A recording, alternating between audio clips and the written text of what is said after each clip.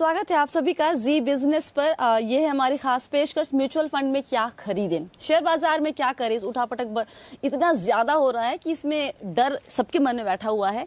निवेशक जो ट्रेडर या निवेशक जो शेयर बाजार में निवेश करते हैं उनको तो हम बताते रहते हैं क्या करना चाहिए, लेकिन म्यूचुअल फंड का निवेशक जो खासकर इक्विटी म्यूचुअल फंड का निवेशक वो क्या करे, डर वहां पर भी है। और इसी पर हम बात करेंगे जी बिजनेस के मैनेजिंग एडिटर अनिल सिंघवी जी से। अनिल जी, बहुत ज्यादा डर है बाजार में और ट्रेडर और जो वहां निवेश करते हैं, लेकिन म्यूचुअल फंड का निवेशक भी डरा हुआ है।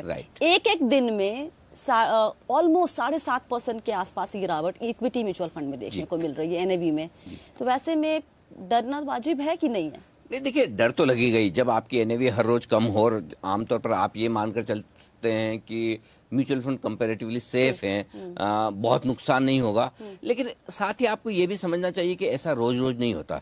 ये ऐसा समय है जो कि आपको अपनी लाइफ टाइम में 5-6 बार ही देखने को मिलता है, ठीक है। और बहुत सारे ऐसे खुशनसीब लोग हैं, मैं खुशनसीब इसलिए कह रहा हूँ कि 10% का नीचे का सर्किट लगे और बाजार 5% ऊपर जाकर बंद हो। ये तो मैंने भी अपनी जिंदगी में पहली बार देखा है। तो आज स्वाति शो करने के पीछे मकसद भी यही है, क्योंकि आमतौर पर है ना, जब मैं शो करता हूँ इक्विटी मार्केट्स के लाइव मार्केट्स होते हैं, मैं कहता हूँ कि एसआईपी कीजिए, फंड में पैसा डालिए, अच्छे फंड चूज कर लीजिए। कभी भी म्यूचुअल फंड के नाम नहीं बताते। हाँ, मैं नाम नहीं बताता और यही सबको जानना है और हम चाहते हैं कि आज बताएं कि आखिर अनिल सिंघवी जी के फेवरेट फंड्स कौन है। बहुत सारी कैटेगरी है हालांकि इक्विटी म्यूचुअल फंड में, लेकिन हम बात करेंगे 4 कैटेगरी की, large cap, small cap, mid cap और मल्टी कैप की। तो इनमें इनके फेवरेट फंड्स हम जानेंगे, लेकिन वो होगा इस ब्रेक के बाद, अभी नहीं। अभी हम जानते हैं कि आपकी स्ट्रैटेजी क्या होनी चाहिए यहाँ पर।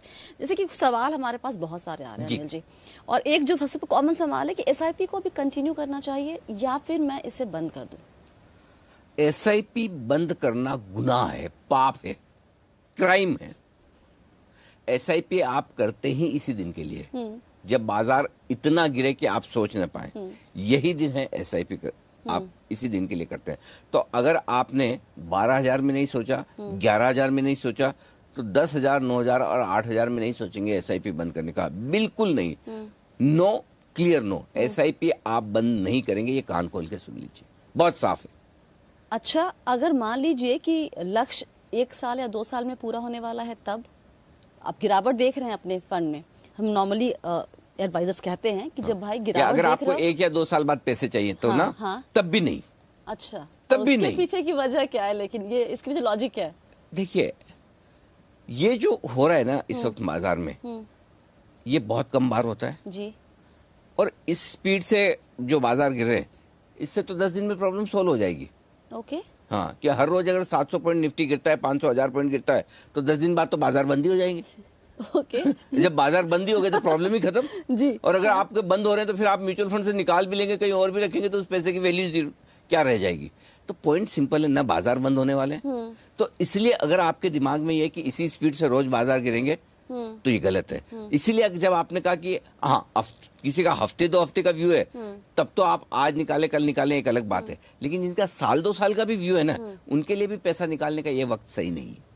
तो अगर आप साल 2 साल के व्यू से भी चल रहे हैं, तब भी आप पैसा रखिए, कोई दिक्कत नहीं है। ओके।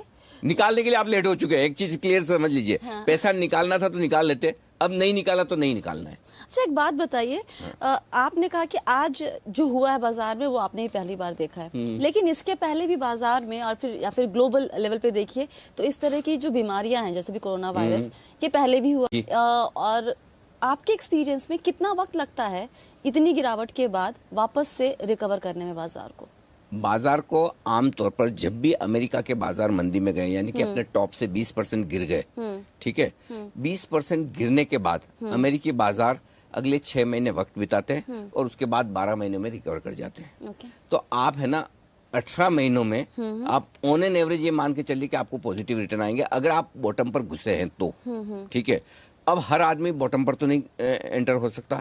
मेरा पॉइंट सिंपल है, अगर आपने जिंदगी में कभी भी ठीक ठाक से, मैं ये नहीं कह रहा कि बेस्ट म्यूचुअल फंड खरीदा है, और चूंकि ये म्यूचुअल फंड इन्वेस्टर्स के लिए शो है, जो डेटा मैंने म्यूचुअल फंड के पढ़े हैं, अगर आपने रीजनेबली एवरेज म्यूचुअल फंड खरीदा है इक्विटी का, ठीक है, और आप जिस वक्त बाजार बहुत खराब है, आप उस वक्त गुस्से हैं, तो आप ये मान के चलिए कि ऑन एन एवरेज 4 से 5 साल में, अगर आपने बहुत खराब समय में एंट्री की है तब भी 5 साल में आपकी एनएवी आ जाएगी। जी जी ठीक है। जी 7 साल में आप एफडी के बराबर रिटर्न कमाएंगे और 10 साल में जी एफडी से दुगुने से ज्यादा कमाएंगे। जी अगर आपने बहुत गलत वक्त पे एंट्री की है, समझिए पिछली फरवरी में यानी कि पिछले महीने आप बड़े मतलब बहुत ही ऐसे इन्वेस्टर हैं जिनका नसीब ही खराब है और आपने 12,000 के लेवल पे ही एंट्री की है, जी तब भी आप चिंता मत कीजिए। 12,000 के लेवल पे एंट्री की तब भी 4 से 5 साल में आपकी एनएवी फिर से ट्रैक पर आ जाएगी। पहले भी आ सकती है, 4 से 5 साल में पक्का आ जाएगी। 7 साल में आपको जितना एफडी में पैसा बनता है उतना आराम से बनेगा और 10 साल रखेंगे तो उससे दुगुना भी बनेगा। और ये खाली अगले साल की बात नहीं कर रहा हूं, मैं पहले साल से लेकर 10 साल की बात कर रहा हूं। तो आप ये कह रहे हैं कि आपने कहा कि किसी भी एवरेज फंड में आप मतलब आपको बहुत दिमाग नहीं लगाना होता है कौन सा फंड चुनना है। हाँ, ना ना ना ना, ये बहुत दिमाग किनको लगाना है, जिनको 1 या 2% एक्स्ट्रा कम या ज्यादा चाहिए। अच्छा एवरेज इन्वेस्टर के लिए ठीक है, जो इन्वेस्टर एवरेज है तो रिटर्न भी एवरेज एक्सपेक्ट करे। अगर आप एक्स्ट्रा ऑर्डिनरी इन्वेस्टर हैं तो एक्स्ट्रा ऑर्डिनरी रिटर्न से एक्सपेक्ट कीजिए। सिंपल है। मैं आपकी एनएवी वाली बात से एग्री करती हूँ। जो डेटा मेरे पास भी है 2007 से अगर लगाया, मैंने एक रैंडम लिया डीएसपी स्मॉल कैप 2007 से लगाया, इतनी बार उठा पटक हुआ है इस फंड में जी। वो 10 के एनएवी पे शुरू हुआ था, वो 4 तक गया और अब अभी देखिए आराम से अच्छा खासा 15-16% के सीएजीआर पे बैठे हुए, तो कोई दिक्कत होती नहीं है। अच्छा, यहाँ पर हो क्या रहा है आजकल, बहुत सारे निवेशक जो है वो अपना दिमाग लगा रहे हैं, स्ट्रैटेजी बना रहे हैं। तो ऐसा एक सवाल भी आया था हमारे पास कि मैंने बैलेंस फंड में निवेश किया हुआ था, ठीक है, तो अब मैं सोच रहा हूँ कि इसको स्विच कर दूं किसी डेट फंड में या बॉन्ड फंड में, और जब मार्केट ठीक हो जाएगा तो मैं वापस आ जाऊंगा। उससे क्या होगा, जो मेरा मुनाफा है वो तो खैर सेव रहेगा। तो ये स्ट्रैटेजी मेरी ठीक है कि नहीं? तो एक तो ये स्ट्रैटेजी ठीक है कि नहीं ये बताएं आप, और इस तरह का और जो लोग दिमाग लगा रहे हैं वो उतना दिमाग लगाने की जरूरत है क्या? बहुत ही गलत है, न जरूरत है। देखिए, अब आप जो भी फंड चूज करते हैं आप एक ऑब्जेक्टिव के साथ चूज करते हैं जी। आपने बैलेंस फंड चुना तो बैलेंस फंड ये सोच के चुना है कि मेरा एक सर्टेन परसेंटेज इक्विटी में रहेगा, 60-65% और 30-40% मेरा डेट में रहेगा। ठीक है। अब आप कौन है डिसाइड करने वाले कि मैं अब डेट में नहीं रहना चाहता, डेट में रहना चाहता हूँ, इक्विटी में नहीं रहना चाहता? अरे ये तो वक्त है जब आपका फंड मैनेजर डेट से इक्विटी में शिफ्ट करेगा। आज डेट में पैसा बन रहा है, डेट फंड में पैसा बन रहा है, बॉन्ड यील्ड्स नीचे है, राइट, इक्विटी में नहीं बन रहा है, तो आप तो उल्टा काम कर रहे हो।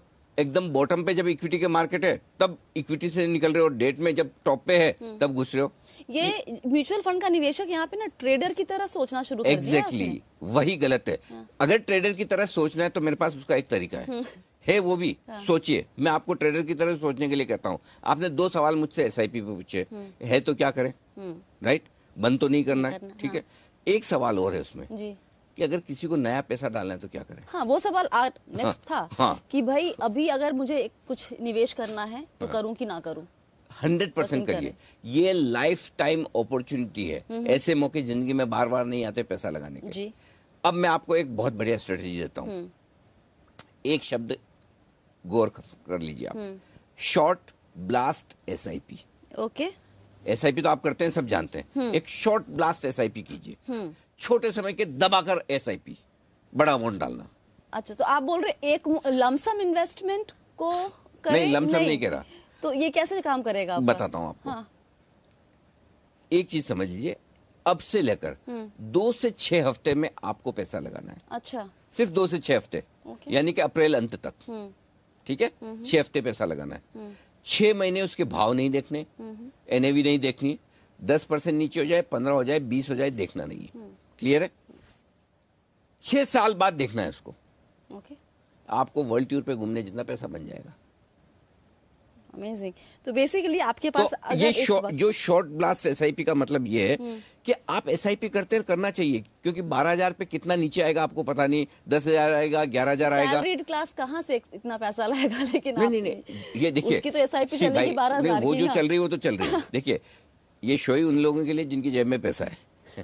नहीं, जिनकी जेब में पैसा नहीं है, जिनकी जेब में पैसा नहीं, वो एंजॉय करें, ज्ञान लें जी। लेकिन आज बहुत सारे लोग ऐसे हैं, और स्पेशली जी बिजनेस के तो ढेर सारे इन्वेस्टर्स है, दर्शक ऐसे हैं जिनके पास पैसा है, क्योंकि हमने बचाया है। नहीं लेना है, नहीं लेना, वायरल ऐसे ही नहीं हुआ। तो लोगों के पास पैसा है, और जिनके पास पैसा है उन्हें शॉर्ट ब्लास्ट एसआईपी करना चाहिए। 2 तरीके से करिए। ओके, तरीका 2 तरीके से, एक प्राइस वाइज करिए, एक टाइम वाइज करिए। अच्छा। टाइम वाइज तो सिंपल है, आप 6 इंस्टॉलमेंट में पैसा डाल दीजिए हर हफ्ते। 6 SIP हर हफ्ते आपकी SIP है, 6 हफ्ते डाल के अब से लेकर अप्रैल अंत तक भूल जाइए, ओके। खत्म बात। फिर 6 महीने देखिए मत, NAV ऊपर नीचे होती है, क्या होती है, पड़े रहने दीजिए। 6 साल बाद आपके पैसे बन जाएंगे जो आप चाहते हैं। तो अगर 6 साल से कम का नजरिया है तो मत नहीं जाइए। 5-6 साल, बल्कि जितना ज्यादा रखेंगे उतना उतना बेहतर बेहतर है। है। 8 साल 10 साल रखें और बढ़िया। ठीक है। 6 साल तो मैं इसलिए बोल रहा हूँ ताकि आप जनरली कम से कम इतना आप वो equity को 5-6 साल देते की हैं, FD से कंपेयर करते हैं, जी। इसलिए करेक्ट, ये क्लियर है। ये आपका टाइम वाइज SIP हो गया। जी। मैं दूसरा price wise Price SIP wise, देता हूँ आपको। आप प्राइस वाइज 10,000 पर निफ्टी है, 8,550 का लो बनाया है। आप डिसाइड कर लीजिए कि मुझे 6 इंस्टॉलमेंट में पैसा डालना है। पहली इंस्टॉलमेंट आपकी 9,000 पर जानी चाहिए, अच्छा। दूसरी आपकी 8,500 पर जाए, तीसरी 8,000 पर जाए। 3 इंस्टॉलमेंट हो गई, 40% पैसा बचा है। 7,000 और 6,500 के लिए रख लीजिए निफ्टी में। ठीक है। वर्स्ट केस सिनेरियो में 6,500, 6,200, 300 निफ्टी हो जाएगा, जो कि 50% करेक्शन। इतिहास में 1 या 2 बार ही 50% करेक्शन हुआ है मार्केट में। ओके। तो 12,400 से आधा भी रह गया तो 6,500 है, 6,000 है। अब उससे भी ज्यादा खराब हो जाए तो फिर तो ताला ही लगना है हर चीज पे। जी। ठीक है, वो तो सिचुएशन आप इमेजिन नहीं कर नहीं सकते। करेंगे। तो आपने 8,000 तक पैसा लगा लिया, 7,500 तक लगा लिया। उसके बाद वर्स्ट केस सिनेरियो के लिए 40% रखिए। अगर आए तो ठीक, ना आए तो जब बाजार आपको रिकवरी के संकेत दे तो आप उसको 2 अलग अलग लेवल पर डाल दीजिए। भाई देखिए, ये पहली और आखिरी महामारी तो है नहीं है। कोरोना के पहले भी कई आए, कई गए, जी। कोरोना भी आएगा जाएगा। हाँ जी। कोई बड़ा है कोई छोटा है, ठीक है, तो ये भी निकल जाएगा। जी। तो इसलिए बिल्कुल डरिए घबराए मत। 6 इंस्टॉलमेंट तो आपको प्राइस वाइज SIP करनी है तो भी मैंने बता दिया, और 9,000 से लेकर टाइम नीचे वाइज लगाते भी रहिए। करना है तो आपने उसका फॉर्मूला दे दिया इसी कि सोमवार कैसे- से बस शुरू हो जाइए। हाँ। तो आपने कहा ये शॉर्ट ब्लास्ट SIP, ये अगर आप देख रहे हैं, सुन रहे हैं तो कहीं नोट कर लीजिए। फॉर्मूला दोनों बता दिया गया है कैसे आपको करना है। आप जो पूछते रहते हैं कि मेरे पास एक लमसम अमाउंट है, अभी करूं या ना करूं, तो उस लमसम को भी आप कैसे शॉर्ट ब्लास्ट SIP में आप कन्वर्ट करके इस्तेमाल कर सकते हैं। यहाँ पर आज जी बिजनेस के मैनेजिंग एडिटर अनिल सिंघवी जी बता रहे हैं कि इस वक्त म्यूचुअल फंड निवेशक को क्या करना चाहिए, किस तरह की स्ट्रैटेजी अपनानी चाहिए। ब्रेक के पहले बहुत ही इंटरेस्टिंग शॉर्ट ब्लास्ट SIP के बारे में उन्होंने बात की है। और अब बारी है जानने की, भाई ठीक है ये बहुत ही अच्छी स्ट्रैटेजी आपने बताई है, लेकिन निवेश कहाँ करें। इक्विटी म्यूचुअल फंड की हम बात कर रहे हैं, गिरावट सभी कैटेगरी में देखने को मिल रही है। बहुत सारी कैटेगरी है इक्विटी म्यूचुअल फंड में, तो उसमें से इस वक्त अगर किसी को निवेश करना है तो किस कैटेगरी को साथ ही चुनेगा? 4 तरह के फंड चुन लीजिए। जी। ठीक है, पहला आपका लार्ज कैप या डाइवर्सिफाइड फंड हो गया। दूसरा आपका मल्टी कैप फंड हो गया, जहां फंड मैनेजर को छूट है कि वो किस तरह के शेयर लेना चाहता जी। है, बड़े छोटे मजले जो भी। तीसरा आप में एक मिड कैप ले लीजिए और चौथा स्मॉल कैप ले लीजिए, और चारों में बराबर अमाउंट बांट दीजिए। ओके। मतलब 25% आपकी SIP का। पहले तो आपको SIP करनी है 6 हफ्तों के लिए, और उस 6 हफ्तों की SIP 4 तरह के फंड में बांट दीजिए। ठीक है। ठीक है, ये 4 कैटेगरी हो गई। जी। अब इस कैटेगरी में आप अलग अलग फंड चूज कर सकते हैं। आपको कितना पैसा लगाना है उसके हिसाब से आप नंबर ऑफ फंड्स चूज कर लीजिए। अगर आपको कम पैसा लगाना है तो हर कैटेगरी में एक फंड ले लीजिए। अगर आपको ज्यादा पैसा लगाना है तो हर कैटेगरी में 2 से 3 फंड ले लीजिए। तो मेरी सलाह ये होगी कि मैक्सिमम 3 फंड बहुत हो गया हर कैटेगरी में। लेकिन अगर हर कैटेगरी में 3 फंड में वो लगाएंगे तो 4 12 हो जाएंगे। 12 फंड ज्यादा नहीं हो जाएंगे? देखिए, ज्यादा पैसे ज्यादा ले लीजिए, कम पैसे हैं तो कम कर लीजिए। नहीं तो ऐसा नहीं कर सकते हैं कि 12 के बदले 4 कैटेगरी में हम एक एक फंड ही रखें और सारा पैसा उसी में बांट देते हैं ना? क्यों 12? क्योंकि उसको ट्रैक करना थोड़ा दिक्कत नहीं हो जाएगा? मैं वही कह रहा हूँ। मैं तो हमेशा यही कहता हूँ कि शेयर और म्यूचुअल फंड्स की यूनिट्स उतने ही रखिए जितने आपके बच्चे हैं। सर, जितने बच्चों को आप बड़ा कर दीजिए, बच्चों की तरह आपको रखेंगे पे, हाँ, तो बच्चों की तरह बड़ा कर सकते हैं उतना ही करिए। लेकिन पॉइंट सिंपल है कि एक डाइवर्सिफिकेशन भी थोड़ा सा जरूरी होता है। तो आप अगर बहुत छोटा पैसा 500,000, 2,000, 5,000 लगा रही हैं, तब तो आप सिंपल है, हाँ, तब तो आप एक फंड ले लीजिए, बहुत हो गया। लेकिन जिनको हर महीने लाख, 2 लाख, 5 लाख, 10 लाख लगाना है, कोई HNI इन्वेस्टर्स हैं, तो उनके लिए फिर आप थोड़ा ज्यादा थोड़ा बड़ा पोर्टफोलियो कर सकते हैं। तो 4 कैटेगरी की बात हो रही है यहाँ पे, large cap, mid cap, small cap और मल्टी कैप। शुरुआत कर लेते हैं क्योंकि वक्त बहुत ज्यादा नहीं होगा हमारे पास इस वक्त। लार्ज कैप में आप 3-3 नाम बताएंगे सारे कैटेगरी? देखिए, मैं पहले उससे पहले एक डिस्क्लेमर ये दे दूं कि आमतौर पर मैं कभी म्यूचुअल फंड्स के नाम नहीं लेता। पहली बार ले रहे हैं? हाँ, शायद पहली बार ही। हाँ। और क्योंकि उसका रीजन है कि मेरे इन्वेस्टमेंट ऑब्जेक्टिव्स गोल्स अलग हो सकते हैं आपसे, जी। ठीक है, हर एक के अलग होते हैं। इसलिए मैं कहता हूँ कि शेयर तो देखिए रिलायंस सबके लिए सेम है, जी, शेयर तो HDFC बैंक सबके लिए सेम है, Absolutely. लेकिन फंड का हर एक फंड का अलग तरीका होता है, अलग रिस्क प्रोफाइल होता है, आपका इन्वेस्टमेंट होराइजन अलग होता है। लेकिन चूंकि आज मेरे शो पर एक अगरतला से सैनिक थे जो BSF के, और उन्होंने बोला कि सर आप मेरे लिए प्लीज ये बताइए, तो देश के सैनिकों की बात में टाल नहीं सकता, एकदम वो टालनी हमारी भी नहीं रक्षा कर रहे हैं, चाहिए। तो जरूर उनकी सर। वेल्थ की रक्षा करना हमारा जरूर, काम है। तो जरूर, इसलिए जरूर। आज मैं मेरी पसंद के फंड आपको बता रहा हूँ, जरूरी नहीं कि वो आपके लिए फिट हो, जरूरी नहीं, लेकिन आमतौर पर ये फंड अच्छे हैं। तो आप अपनी कैटेगरी में चाहें तो आप अपने इन्वेस्टमेंट एडवाइजर को और पूछ लें कंपोजिशन कितना रखना है। थोड़ा सा रिसर्च खुद से भी कर थोड़ा रिसर्च ना कर भी पाए तो भी आप ये सोच लें कि आपको मिड कैप में ज्यादा डालना है, स्मॉल कैप में, मल्टी कैप में, वो थोड़ा सा आप कर ले। मैं इन कैटेगरी में मेरे पसंदीदा फंड्स बता रहा हूँ, आपको अपनी चॉइस अपनी रिक्वायरमेंट के हिसाब से इन्वेस्ट करना है। ठीक है, ये तो ये अच्छा खासा बड़ा सा डिस्क्लेमर दे दिया जी आपने। हाँ। अब हम आते हैं लार्ज कैप पे। क्विकली बताएं हमें जरा तीन फंड। जी, Axis blue chip fund, super fund है आजकल ठीक है, के लिए, Axis hero. Blue chip, Axis की परफॉर्मेंस बहुत अच्छी है, वो डाल सकते हैं। एक वैसे दिक्कत हमेशा होती है आमतौर पर कि जो फंड इस साल अच्छा परफॉर्म कर रहे हैं जरूरी नहीं अगले साल हो, हाँ, और वो बदलता भी है। consistent, लेकिन इन फंड को पसंद करने में मैंने एक क्राइटेरिया बहुत ध्यान से देखा है, वो ये कि अगर परफॉर्मेंस बहुत अच्छी है और AUM बहुत ज्यादा नहीं है तो फिर भी संभावना है कि फंड अच्छा परफॉर्म करता रहेगा। लेकिन अगर फंड की परफॉर्मेंस बहुत ज्यादा AUM पे आप एक्सपेक्ट करें, जिसकी एसेट बढ़ जाती है, तो फंड मैनेजर के लिए परफॉर्म करना मुश्किल होता है। तो इस कैटेगरी में मेरे लिए एक्सिस ब्लू चिप ये परफेक्ट है। दूसरा Canara Robeco blue chip fund, छोटा फंड है, ये भी ले लीजिए। और तीसरा है DSP top 100 large cap fund. ये Okay. 3 बड़े फंड है, blue chip fund, large cap fund, इनमें आप पैसा लगा सकते हैं। सर एक बात बताएं, आपने कहा कि AUM को चेक करना जरूरी होता है। बहुतों से जब बात करें तो कहते हैं स्मॉल कैप में तो खैर ये बहुत मायने रखता है, तो क्या हर कैप में, हर कैटेगरी में अलग अलग एक ब्रैकेट लेके चलना पड़ता है? देखिए वही बात है, अब मैं कम AUM वाले प्रेफर करता हूँ। आमतौर पर आप किसी को पूछेंगे वो बोलेंगे ज्यादा AUM वाले लो, है ना। तो लेकिन वो पॉइंट ideal यही क्या है, होता इसीलिए है? म्यूचुअल फंड में है ना, ब्लैंकेट आप सीधा आप ये कहते हैं कि यही ले लीजिए, क्योंकि हर एक की रिस्क प्रोफाइल अलग होती है। तो मेरी धारणा ये रहती है, मैं कम AUM वाले कम AUM वाले मैं पसंद करता हूँ, तो मैं अपनी पसंद बता रहा हूँ, अच्छा। राइट। Okay. बहुत लोगों को ये लगेगा कि जिसकी जितनी ज्यादा AUM उतना ज्यादा लेना चाहिए, कि कभी रिडम्पशन आ गया तो हिलेगा नहीं, लेगा नहीं। है ना। वो अपने अपना हो सकता है, इसीलिए फंड सबके लिए सेम नहीं हो सकते। और ये आपने जो एक नाम लिया एक्सेस ब्लू चिप, बहुत जी। ही इंटरेस्टिंग है। जी। एक तो इसका परफॉर्मेंस बहुत अच्छा रहा है, और प्लस अभी इकलौता फंड है जो लार्ज कैप कैटेगरी में 1 साल का रिटर्न अगर चेक Positive करेंगे return है। तो सिर्फ पॉजिटिव में दिख रहा है।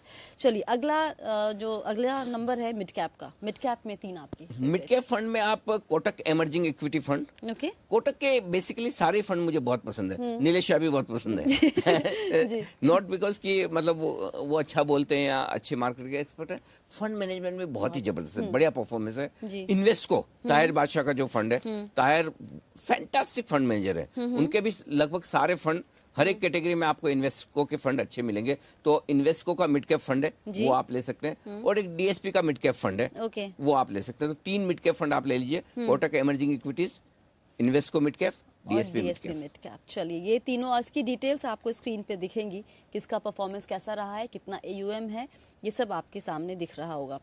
अब इसके बाद मिड कैप हो गया, अब आती है बारी छोटू स्मॉल कैप जी की, जी। जो जिनके बारे में कहते हैं कि सबसे पहले यही गिरते हैं जब बाजार थोड़ा इसमें गड़बड़ाता मेरा है तो। All time favourite SBI cap fund है। अच्छा। अब इसमें एक ही चीज है कि थोड़ा AUM बढ़ गया, उन्होंने रेस्ट्रिक्शंस भी किए बीच में, सब कुछ सर, किया, बढ़ा लेकिन हुआ कितना 3000 हाँ फिर भी हाँ मतलब जितना कम हो उतना स्मॉल कैप में परफॉर्मेंस बढ़िया आती है। देखिए फिर अगेन ये आपने काम की बात कही है, लेकिन हाँ, और यहाँ पे देखिए फिर देखिए हाँ। मैं एग्रेसिव इन्वेस्टर हूँ जी। एक तो मैं स्मॉल कैप ले रहा हूँ, उसके ऊपर से मैं कम AUM वाला ले रहा हूँ, जी। तो मैं बहुत एग्रेसिव इन्वेस्टर हूँ। अब यही दिक्कत है, इसलिए मैं फंड रिकमेंड नहीं करता। कोई इन्वेस्टर स्मॉल कैप पहले तो लेगा नहीं, लेगा तो वो कंजर्वेटिव इन्वेस्टर होगा। मैं तो मतलब है ना वो डबल रिस्क ले रहा हूँ एक तरह जी, से, जी, कि सपोज छोटी AUM वाले फंड में से किसी ने बड़ा रिडेम्पशन दे दिया जी। तो फंड हिल जाएगा, जी, जी। और ऐसे टाइम पे तो रिडेम्पशन तो स्टॉक बहुत बिकता भी ही, नहीं। जी, जी। इसलिए मैं कहता हूं कि म्यूचुअल फंड रिकमेंड करना ज्यादा मुश्किल काम है सीधे स्टॉक रिकमेंड करने के, क्योंकि एक स्मॉल कैप स्टॉक तो आपको पता है और एक लार्ज कैप पता है, फंड का composition, AUM, fund management philosophy, बहुत सारी चीजें देखनी होती है। ये बात यहाँ पर देखी वही है कि दोनों है एक ही एसेट क्लास, एब्सोल्युटली, लेकिन दोनों में स्ट्रैटेजी दोनों में बड़ा बहुत फर्क अलग है। होती है। तो SBI small cap fund, ICICI Pru small cap fund, अच्छा। और एक्सिस स्मॉल कैप फंड, ये Okay. 3 फंड आप रिकमेंडेशन लिस्ट में ले सकते। इनफैक्ट एसबीआई स्मॉल कैप का जब मैं परफॉर्मेंस चेक कर रही थी पहले, मतलब बेंचमार्क को एक तो एक बीट करना एक चीज होती है और एक होता है कि अच्छे खासे मार्जिन से बीट करना। अगर पूरी म्यूचुअल फंड इंडस्ट्री में मैं सबसे ज्यादा रेस्पेक्ट, सबसे ज्यादा, मेरे सारे दोस्त हैं, सबसे ज्यादा सम्मान किसी का करता हूँ, नवनीत मुनोत का, जो एसबीआई म्यूचुअल फंड के सीईओ है। जी जी। मतलब उनकी नॉलेज, उनका फंड मैनेजमेंट, मतलब पार एक्सीलेंस, गजब के फंड मैनेजर हैं। ओके, तो आपने कहा SBI small cap, axis small cap, और दूसरा नाम आपने क्या बताया सर? आईसीआईसीआई प्रू का स्मॉल कैप। ऑलराइट, तो यहाँ पर हमने आपको आज, हमने एज इन अनिल जी ने इनफैक्ट अपने फेवरेट 12 फंड के नाम मल्टी कैप बताए। फंड हमारे पास अभी हम आ रहे हैं, हमने 3 बात कर ली, चौथी मल्टी कैप रहेगी। मल्टी कैप में बता दीजिए, क्योंकि यहाँ पर तो फंड मैनेजर के पास एक अच्छा खासा। मल्टी कैप फंड्स में मैंने ना 2 तरीके से इसको लिया। कुछ लार्ज और मिड कैप फंड है, उनको भी जोड़ लिया इसी में जी। और मल्टी कैप, वैसे तो देखा जाए तो लार्ज मिड कैप की एक अलग कैटेगरी है और मल्टी कैप की अलग है, लेकिन मैं दोनों को मिक्स करके दे रहा हूँ। ठीक है सर। ठीक है। Sundaram large and mid cap fund. Okay, ठीक है। सुनील सुब्रमण्यम साहब हैं, उनके एमडी सीईओ। फंड मैनेजमेंट बहुत ही बढ़िया है सुंदरम का भी, वहां पर आप पैसा लगा सकते हैं। कोटक का एक Kotak standard multi cap fund है, वो बढ़िया परफॉर्मेंस दे रहा है। ठीक है। कोटक बढ़िया है ही, वहां लगा सकते हैं। और तीसरा है Invesco India growth opportunity fund, वो भी लार्ज एंड मिड कैप, वो भी लार्ज मिड कैप है। तो ये लार्ज मिड कैप या मल्टी कैप मैंने दोनों को मिक्स करके दिया है, ये ध्यान में रखिए। चलिए, तो अब फाइनली आपके सामने 12 फंड की लिस्ट तैयार है, large cap, mid cap, small cap और मल्टी कैप कैटेगरी की। सबका नाम लेने का वक्त नहीं है, लेकिन स्क्रीन पे सारे नाम आपके सामने दिख रहे हैं, तो उसको आप देख लीजिए, नोट कर लीजिए। और जो सर ने आज हमें एक बड़ा ही सुपर सा फॉर्मूला बताया है सर, शॉर्ट ब्लास्ट एसआईपी, इसको ख्याल में रखिए।